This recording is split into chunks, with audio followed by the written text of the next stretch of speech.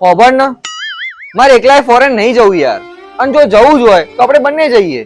અરે પણ તું ટેન્શન શું કરવા લેશે? થોડા ટાઈમની તો વાત છે, પછી તો હું આવી જ જવાની છું ને. અરે ના યાર, એવું જ કરવું હોત તો મેરેજ કરવાનો શું મતલબ? એવું હોય ને તો એક કામ કરીએ, આપણે બંને યુરોપ જતા રહીએ. ત્યાં હસબન્ડ અને વાઈફ લો બજેટમાં જઈ શકીએ છીએ.